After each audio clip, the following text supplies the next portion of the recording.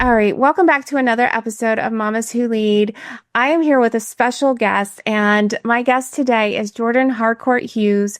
She is a visionary author, artist, mindful creativity mentor who spent over 15 years coaching and leading creative professionals across the Asia Pacific region. Her mission is to help people awaken their creative spirit and communicate holistically, whether it's in a boardroom, on a canvas, or in a quiet moments where transformation begins. Jordan merges fiction, wellness, spirituality, and digital savvy in a way that makes you feel seen, inspired. Whether she's teaching her mindful creativity courses, creative art, or speaking on a global stages, her message is clear. Creativity and consciousness are not luxuries, they're leadership tools. And so I'm so excited to have you here, Jordan. Just welcome. This is going to be such an exciting conversation. Thank you. Thank you so much for having me, Laura. And yes, I love having these conversations, so I'm thrilled to be here. Well, I'm so glad you're here. So thank you again for being a guest on the show. Now, I would love to hear, and I know my listeners here would love to know, where did this journey into mindfulness begin? Yes, it's a great question. And look, I think it began very early for me, before I even knew it was called mindfulness. So I always wanted to write. So when I was young, I was journaling, and we know today how healthy journaling is because it's a reflective practice. It really helps us kind of flush out everything that's going on in our brains and lets us quieten down a little bit. So I was starting that very early on. But when I was probably in my 30s, I was moving into more meditative practices that really helped me thrive in the workplace. And so I was really interested in that connection in terms of why is it these activities that slow us down help us professionally. And I was really exploring the link in mindfulness, because mindfulness is really a toolkit that allows us to be present, and it really allows us to process life. And the more that we have time to process, the more I think we are connected to ourselves and our intuition, our sense of knowing, our sense of where we want to be and how we want to be in the world.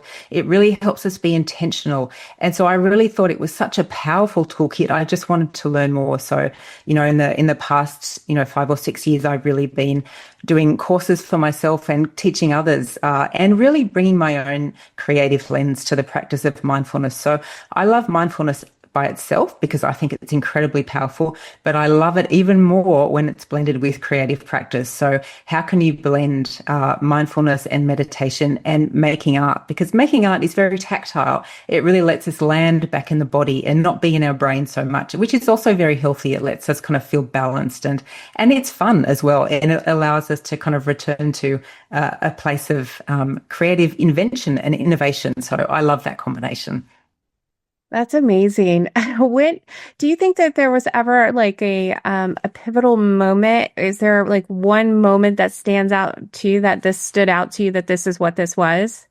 I think I've had emerging pivotal moments throughout my life. And I think that's one of the things that we all have. We all have these moments of pivoting. And I think one of the things that mindful creativity allows us to have is this presence of being aware of these pivot moments when they happen. So, for example, one of the really interesting moments that was the biggest pivot moment, I think, early in my 20s was as a writer coming to the point of thinking, I don't think words actually work. I don't think language works in the way it needs to. I'm not sure that writing is the right tool for me. And having that pivot moment of thinking, what is beyond that? And I think really the mindfulness tools really help us when we get to a crisis point of thinking, this isn't right, this is not working for me. How do I be present with this sense of because I think where we are in the world at the moment is we all have lots of times, whether it's a personal moment or a professional moment, whether we're in our community and we see something's not working, or we're in our professional arena and we're not happy with how something's going. It can be really hard to come up against this idea that something isn't right, something isn't working. We don't have a sense of being on the right track. That can bring up a lot for us. It can bring up a sense of fear. It can bring up a sense of I'm not worthy of being better. And really, mindfulness tools really help us take a moment and step back out of the panic.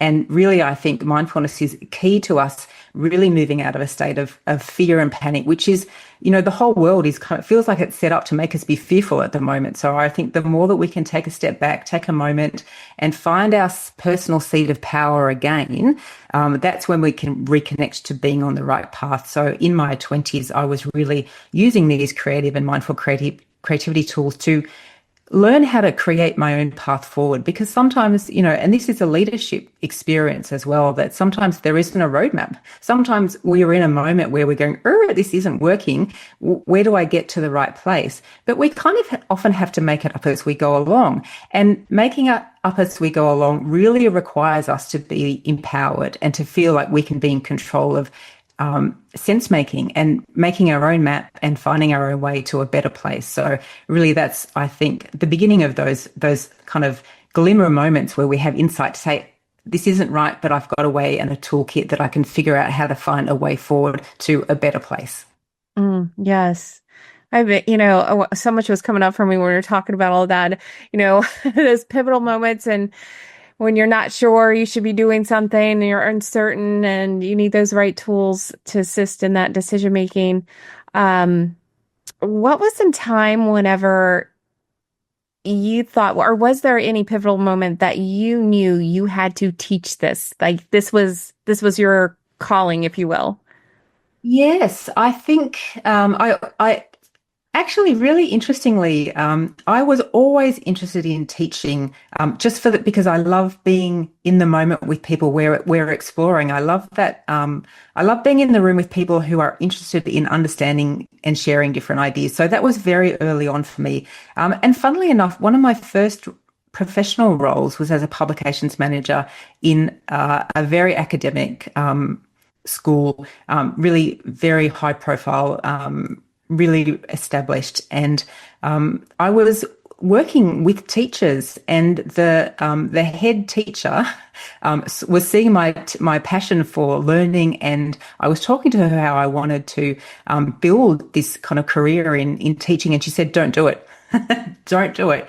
And funnily enough, I had lots of people early in my life saying, don't go anywhere near teaching. And I think it's because, teaching, particularly in primary and secondary and maybe even tertiary, is very tough. And sometimes it can feel like a very small world. And academia, I think, can also feel like a very small world. So I really was steered far away from doing anything in that way, which is a really interesting thing, because then I think I reacted to it in my 30s. I thought, no, you know what? I'm going to do it because there is something here that's really important, and it's important for me to be who I am. So I started teaching online. I started then asking people if I could run courses in the community. I was really doing anything that I could to just explore what this could look like. And then I started running sessions in my studio, and also running alongside of this, I was also facilitating a lot of learning experiences for my teams. I've been a leader of creative teams since my mid-20s. And so there were many different ways that I was doing this teaching practice, even though sometimes I was getting a steer to go here or there. And I think we all have that experience of everyone's got an opinion. Everyone, feels like they kind of can give you their best thoughts on where you should go. But for me, teaching was a calling from very early on. I just had to figure out how it worked for me. And I think a combination of finding what I wanted to share, which is the mindful creativity practice, which is based off my own experiences of finding what's worked for me, finding the right environment. So in a professional landscape, that's been coaching and coaching my team, and helping creative people develop and evolve and find their own voice, and in the community as well, in terms of being able to help people access mindfulness for professional purposes. So even if you're not a creative person, and this I think is really important, is that creativity isn't the end game. I always say we're not here to make a beautiful artwork. It's not the point. We're here to use it as a tool and as a safe space to learn some of these skills. So how do you develop a non-judgmental mindset? Well, let's start with painting. Like, make a painting and just look at how much your brain is whirring away. It's telling you that it looks terrible, it's awful, it's not what you had in your own head.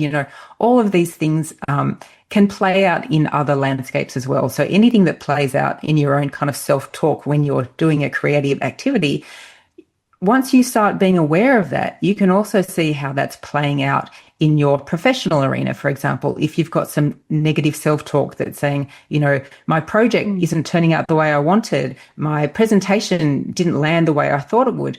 These are all very similar things that we can start to be more aware of and start to do a reset. So for me, learning how to really invite people into the conversation, into the activity, and using creativity as an invitation, but not the final output, has been, I think, where I've finally found my happy spot and my knowing that this is a great thing for everyone to kind of explore, because there's something in there for everyone. It's not just for creative people. There is something in there for professionals, for leaders, for people that want to make change. And it's really about being present with ourselves and understanding where we might be able to find a way to reduce or put aside some of the limitations that we may not have even been aware of, because we need to kind of come back to a space of being present with our own intentions and actions. And if we have anything that's limiting us, we can set it down. We can find a new way. We can rewire our own brains and our own behaviors.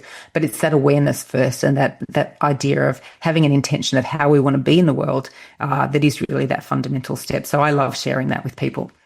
What is, have you came across people who are very resistant to trying to implement any of the mindfulness into leadership per se that you've worked with? I think it can be challenging. Mm-hmm. And one of the reasons for that is because it can take time. We are all in a very driven professional, I think, landscape these days, where time is of the essence, and as professionals, we want to deliver. We want to, get to the outputs, evaluate, implement, and do it all over again, and really be working towards those deliverables and be able to turn up and say, right, we did this, we achieved this. And so that is important. But I think it's important as well for longevity and for sustainability that we take the time to realize that some of these tools, the mindfulness toolkits, are about resilience and healthy mindsets, and that regenerative quality of balance, which actually helps us perform better. It's not about taking time out just for the sake of it, or doing exercises or activities that take us away from the things that matter. It's actually a process of helping us be present with the things that matter and being more intentional about them. And sometimes that might actually mean reducing the amount of things that we commit to. And that is actually healthy as well. If it's in the boardroom or in leadership sessions, sometimes it is really about looking at everything that's going on and saying, sometimes it is too much. If we're committed to 100 deliverables, is that really achievable? And maybe we actually need to deliver or focus on 10. So that's the kind of mindset that I think that the mindfulness tools can provide us with, which is that taking the time to be present with our goals, evaluate really what it takes to achieve them and who we want to be as we achieve those goals. Because I think who we want to be as we are working and doing the work is important.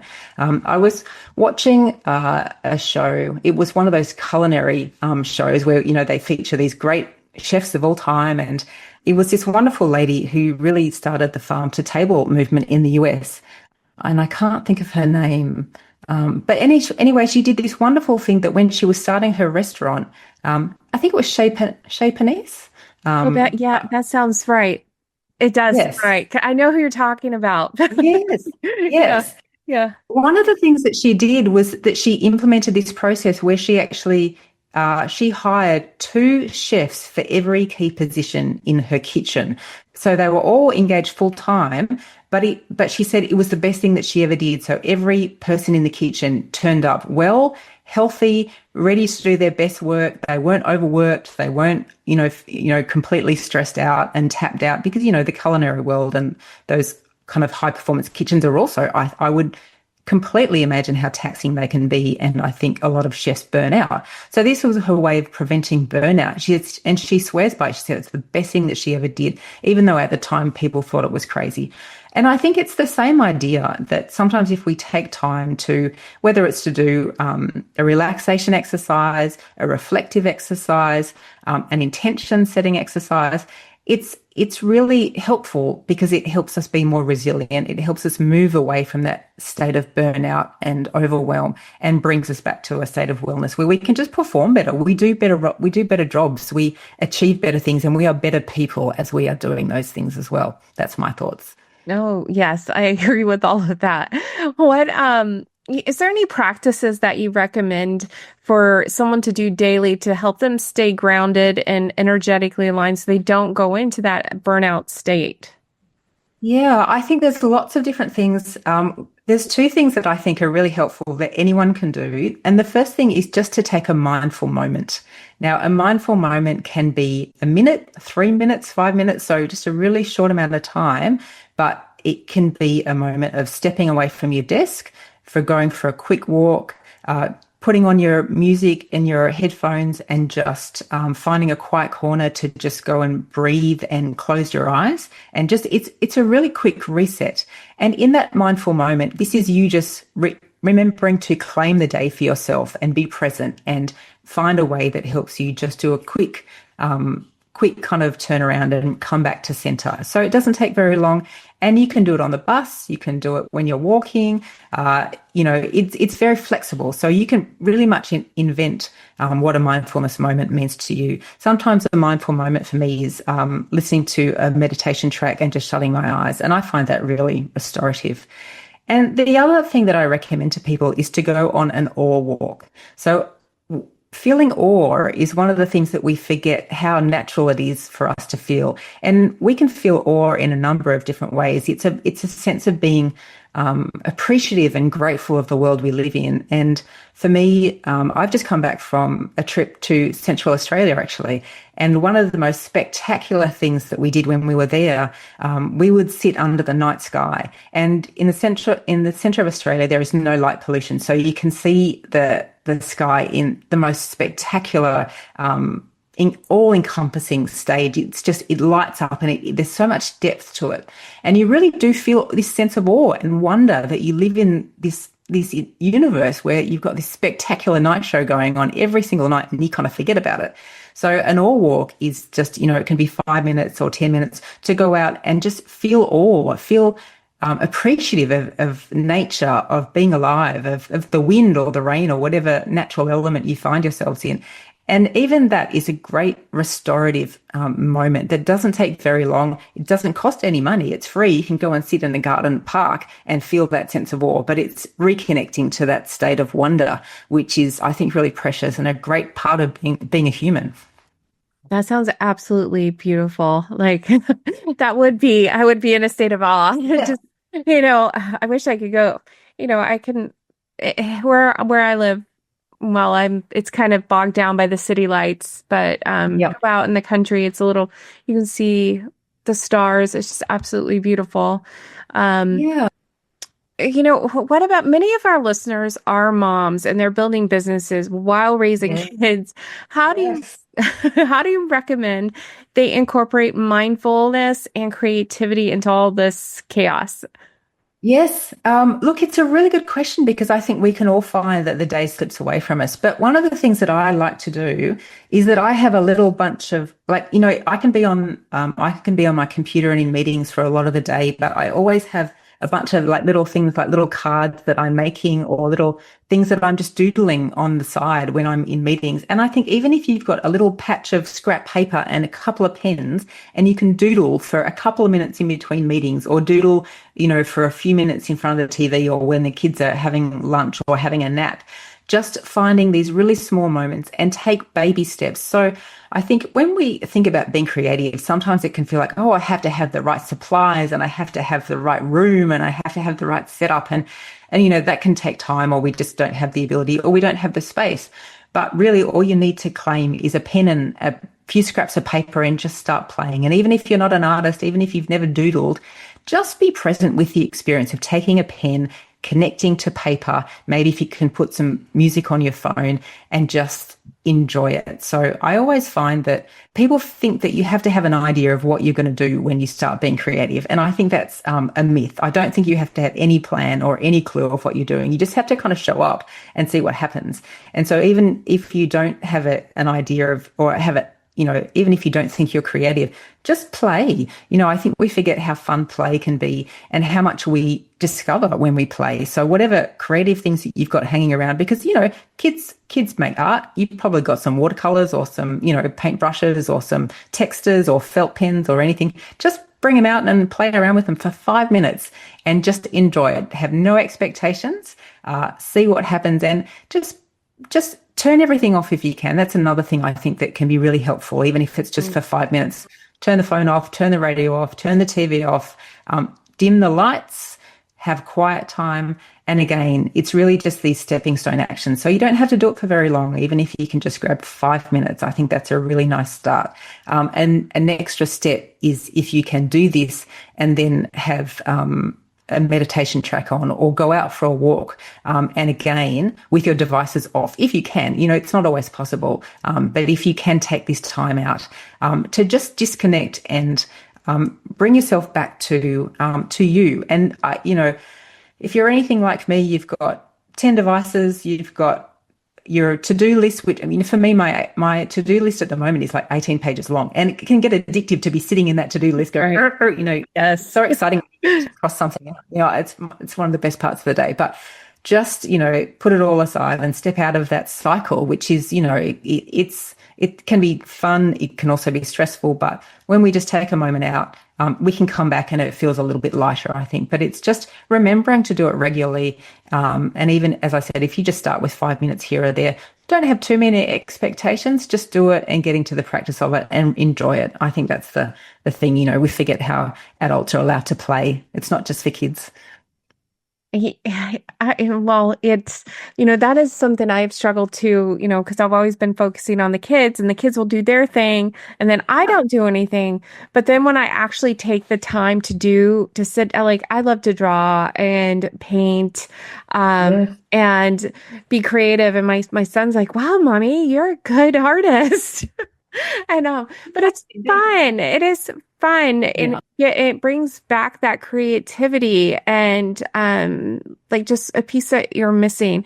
And I find also a little tidbit, like when I'm in a meeting or something, I'll doodle on the side. I also hear that helps retain what you're listening to too. Yeah.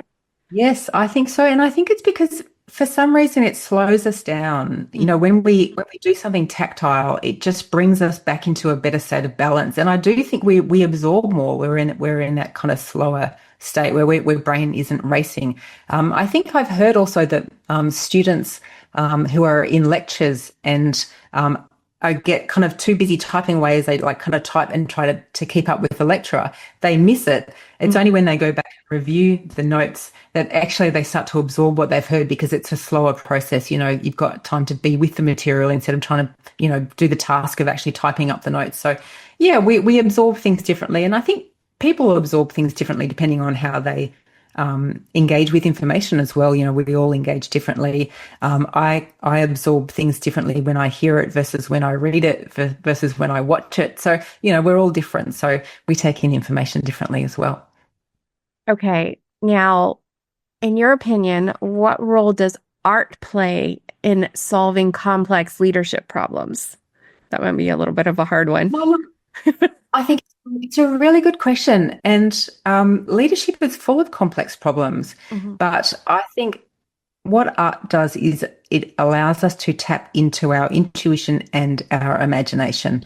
And I think that is healthy, because problem solving is all about how we can use our imagination to figure out things that don't logically make sense. So I think often we are in our logical mindset, and I call our logical mindset our daylight mindset. When we're in task mode, we're focusing on doing and doing things quite quickly.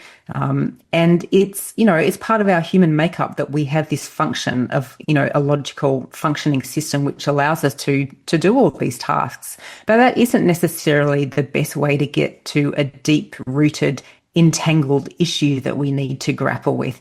And art for me is just one process where we can start to move away from the logical mindset to a more creative and immersive way of looking at the problem from different angles. So I think the more angles we can come at something, the more opportunity we've got to see it differently.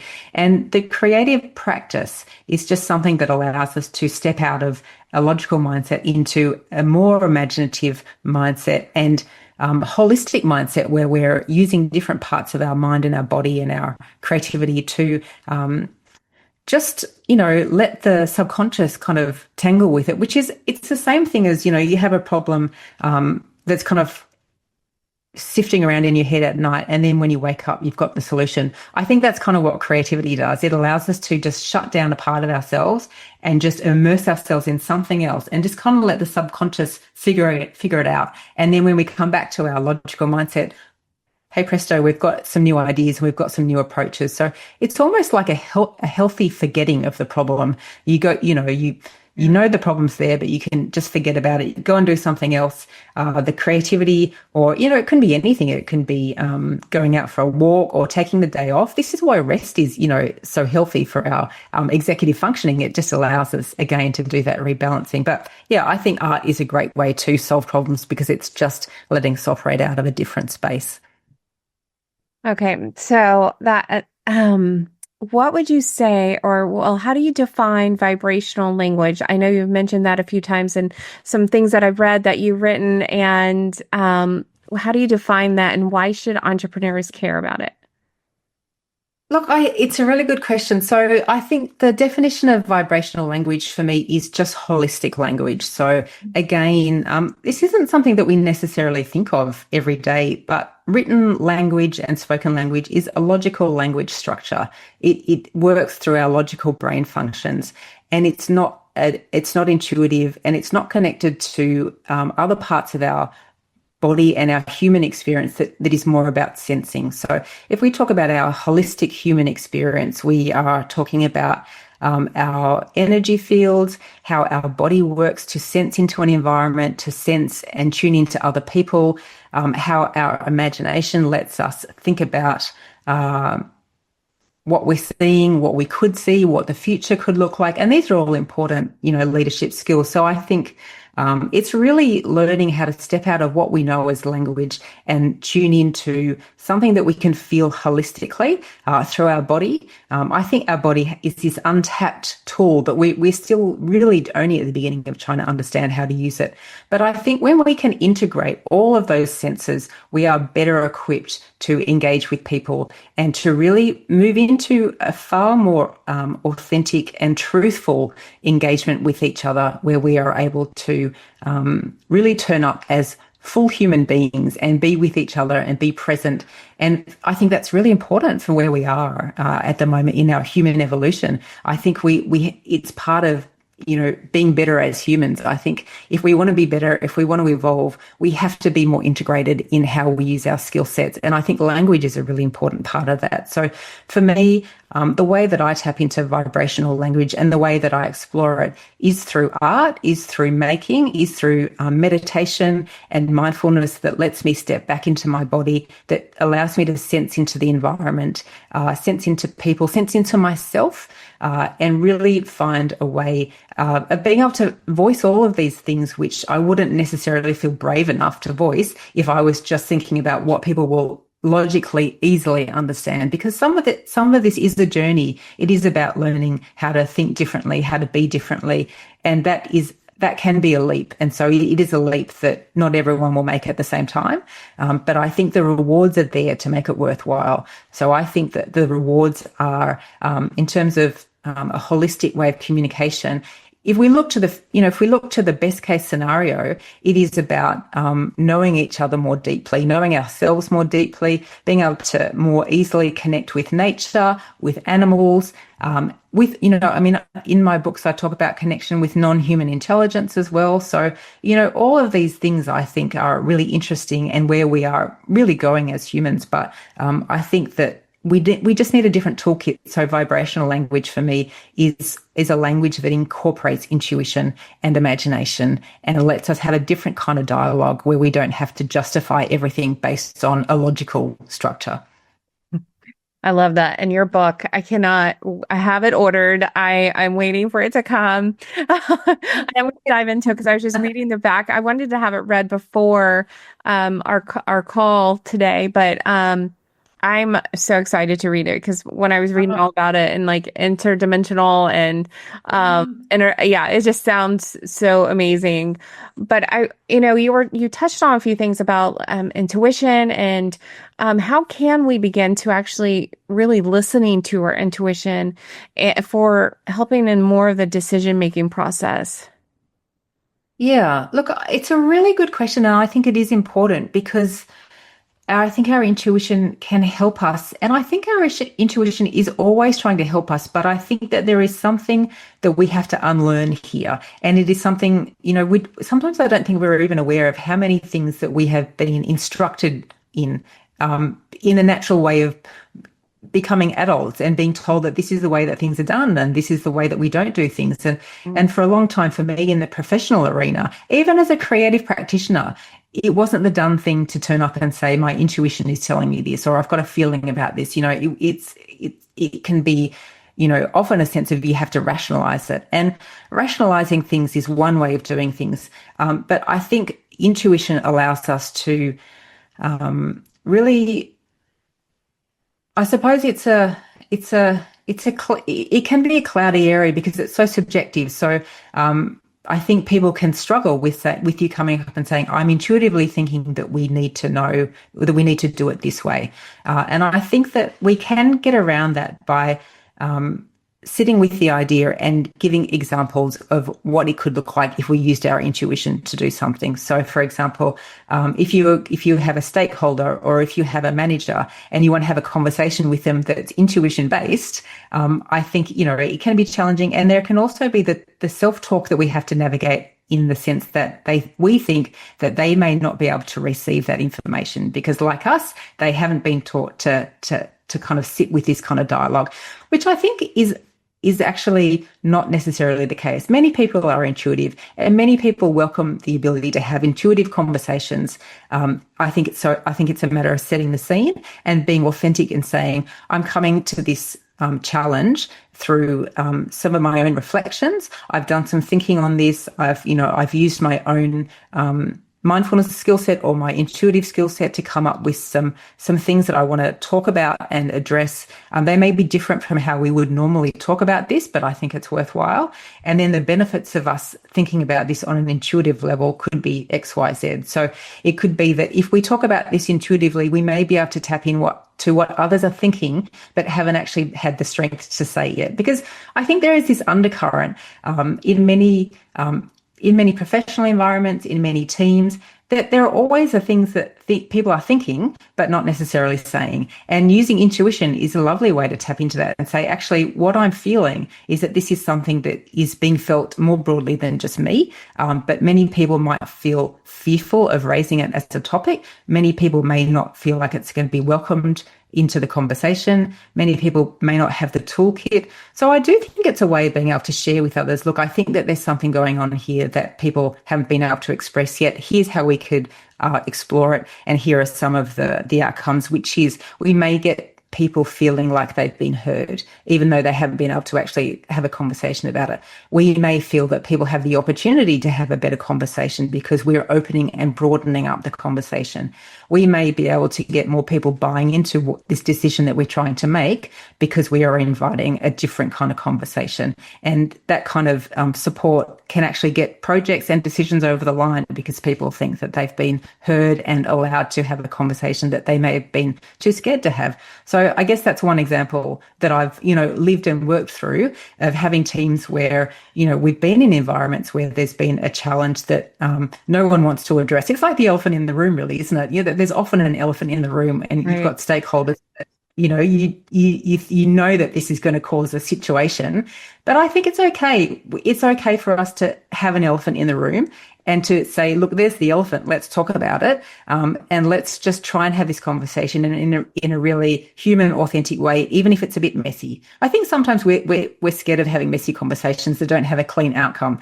But actually, this is where there is the opportunity for evolution and for improving conversations, it frees us up, I think, for people to feel more confident and relaxed. And for me as a team, as a leader of teams and as a leader of people, I've often tried to create a space where people can feel relaxed and encouraged to say what they think will be valuable in the conversation, even if it's not immediately logical. So I've found it valuable. Oh, good. What, you were talking about kind of like stories we tell ourselves or how we were raised, Yes. how do you help others detach from like those old narratives and tune into something that's maybe more aligned? Yeah, it's a really good question. And I think everyone has stories that they carry around with them for a long time. And again, sometimes it's about the pause and the act of actually sitting with the old story and realizing that it's an old story, because that is the first step to being able to release it. And releasing old parts of ourselves can sometimes actually be quite tough. We've carried this idea around, and sometimes it can be any idea, but it can become part of our identity. So releasing something that was a part of our old identity can be a process in itself. And this is actually where I find creativity really helpful as well. We can write a story of who we were or who, the part of us that we are willing to let go. So it could be, I've always been different. So that can be a story that we've told ourselves for a very long time. I'm different. I'm not like everyone. And so I can't be accepted by the group. And that is something that can then kind of weave so deeply into our sense of self that we don't even know where to start in terms of letting it go. So, there is a process there, but it can be a very nourishing journey because it may have worked for us for a while to have this story. It may have helped us, but at some point we will realize, and we will feel it through our own sense that this story is no longer working for us. And it may be because we have found our people. And so we now are in a position where we don't feel alone. We don't feel like we are different anymore, or we are finding a way, there's a crowd over there. I think they're like me. I'm really excited about joining them or embracing this idea of being part of a community or a network. So I think it's probably a 3-step part of firstly, realizing that we all carry stories, and that some of them are healthy, and at some point, some of them will be ready to be let go. Then sitting with the practice of actually letting something go in a safe way, which is, the safe way to letting an old story go is being grateful for what it's given us. So an old story will have had purpose, and it will have given us something that has been valuable. So we don't want to throw it out and say, it's garbage, because we want to be grateful and cherish it for what it's given us. But then it is really the process of setting it down. And sometimes there might be a ritual around this. We might write things down on a piece of paper and then go to the ocean and, kind of either physically or metaphorically throw them into the ocean. It might be a visualization where we do this, and we actually can see these old stories just, being thrown to the wind and letting the universe take them away from us. And then it is the process of writing the new story. And this is where our creativity really comes in, because we are all capable of writing new stories. And the process of writing a new story is imagining where it could take us. And that's really exciting because it just invigorates us, and it reminds us that there is always the next part of the journey. There is always a new step to take. And then thinking about where we want to go and setting our intention and really stepping out into the moment and owning the moment that, can allow us to move forward into that. So I think it's a part of every human being's journey. I think it's really healthy, and I think it can really be therapeutic and rewarding, and an encouragement for taking that next step forward as well. I love that. Now can you tell us a little bit about your book, the Petro High Country? Can you share a little bit with us? Yeah. So the story is about Merowak, who is a metalsmith who learns that he can tune metal to other world frequencies. And through this journey, he is learning to be a guardian to his niece, who's 5 years old and has a real sense of the otherworldly. So she knows that there's other universes and worlds out there. He's learning how to reconnect with his twin sister, who has already stepped beyond the walls of the world to be beyond, and he has started communicating back to him. And Merowak is he's a guy. Like, he's just someone who's been working on the railroads all of his life. He's been a bachelor. He hasn't had to worry about any of this crazy stuff. So it's really about him learning how to adapt to having these new skills. And I loved writing this story because I think this is the story of many of us who are realizing that actually life isn't necessarily what we always thought it was. We kind of grew up with this idea that the world was a certain thing, and then something happens. For Merouac, it's coming into taking care of his niece, who starts telling him and that he knows more, that he knows better. It's when they both start seeing other world energies appear, and he starts to intuit and feel a connection with his twin sister, who's no longer present in the world that he knows. And so I think we all have these experiences of things shifting and changing. We're still trying to be normal people. We've still got daily lives to live. We've still got to earn a living. We've still got to, put food on the table and, be human and be in our families and communities. But at the same time, our understanding of the world that we are living in is shifting. So how do we do that? How do we be present with these shifts and changes? So that's what the story is about. It really is based on the fact that when I was in my 20s, I went and studied sculptural metalwork in Scotland. And it was when I was learning how to weld metal that I started writing this story about this metalsmith who learned how to tune metal to other world frequencies. So it really is me writing the story in fiction of probably what I started experiencing in my 20s, which is that connection of things that are beyond what I originally kind of understood. And that's been my journey of growing into this understanding of the universe that we exist in, which is so rich and diverse and exciting. So I hope you enjoy reading the book, and I hope others enjoy reading it as well. I loved writing it. Absolutely. I can't wait. That's right whenever your creativity was beginning the stages. That's amazing. So what is a one piece of wisdom do you think your characters in Betrow would want to tell our audience? Oh, I love that. I think that really wisdom can come from anywhere. And I think that we see this in all of the characters. They all have their own pearls of wisdom, and it can come, you don't have to be an expert in anything. You just have to be a human knowing that you have things to share. So Evra, who is 5 years old, is incredibly wise and knows so much. And I think she wants the world to know that young people have incredible skills and incredible awareness of the dimensions that we all exist in. Offran is another 4-year-old non-verbal character in the book, who I think is also a child who has knowledge and understanding of the universe beyond anything that we could possibly imagine.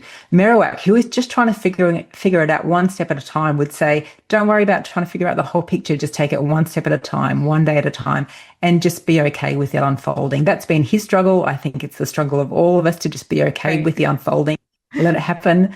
And the character Hala, who is one of my favorite gypsy nomadic characters, who just walks the continent, trading at markets, singing her songs. She's fully invested in this multidimensional life, saying, let's do it, let's get out there. There's so much to explore in the dimensions beyond. She's at the extreme end. She's encouraged everyone to kind of let go of the old ways. So I think there's a bit, there's part of us in all of those characters, and an invitation from all of them to just explore. There'll be a way for you. There'll be a way for you to feel into this, to use your imagination, to tap into opportunities, and see what's out there. Oh my goodness. This has been an amazing conversation. Before we hop off here, is there anything else that you would love to share with our listeners that you think that they need to know about mindfulness, creativity? I think, firstly, I just want to say thank you for the conversation. I've loved it. I've loved talking to you today. So thank you once again. And I think my biggest pearl of wisdom is just one thing at a time. Just take one little step, do one little piece of exploration, and don't worry too much about it. Just play, explore. That's part of our human DNA. Have fun with it. Don't worry too much. Just, one step at a time. It's all fun. Awesome.